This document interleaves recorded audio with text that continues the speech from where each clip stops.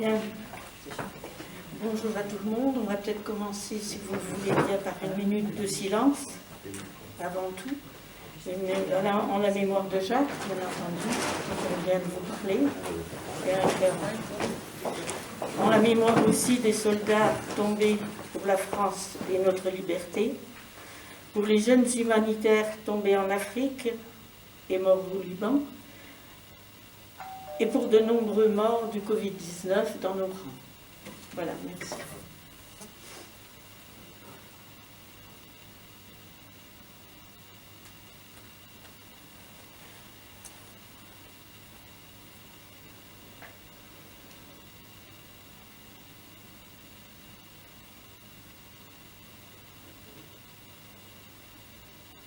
Merci.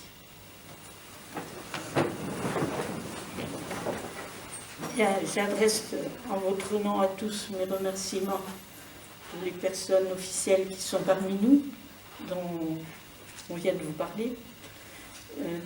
J'ai le regret de vous dire quand même que d'autres amis ont été invités. On attendait le directeur de l'UFAC, qui n'est pas venu, et certains députés. Bon, mais tout le monde a des impératifs qui font que ce ne passe pas aussi facilement.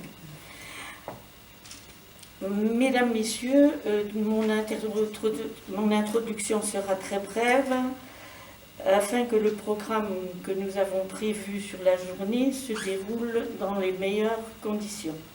Ce congrès national, qui est statutaire, est programmé alors que la nation peine à sortir d'une crise sanitaire importante.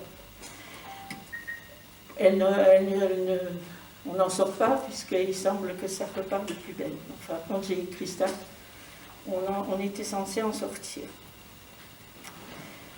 Il ne vous a pas échappé que ce virus est considéré comme particulièrement dangereux pour les personnes à risque que nous sommes, si l'on considère nos âges avancés.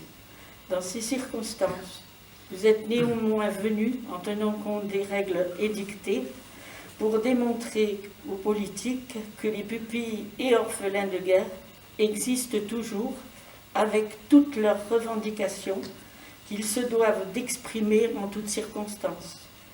Je vous remercie chaleureusement. Notre décision de maintenir cette réunion statutaire, déjà remise une fois, et votre présence aujourd'hui prouve que la volonté de notre fédération est sans faille, que ses membres aux manettes ne baissent jamais les bras. Ils veulent rappeler que le droit à réparation est un devoir moral de l'État, qu'il ne saurait être question de le leur refuser pour des motifs budgétaires ou un nombre de bénéficiaires impossible à chiffrer. Que notre redressement, donc, s'impose à tous.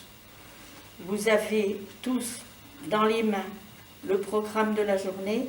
Je vais donc donner la parole à nos invités présents afin de passer à l'ordre du jour beaucoup plus protocolaire et au compte-rendu d'activité de l'année. Alors, je crois que Monsieur le maire de Port-en-Bessin va intervenir.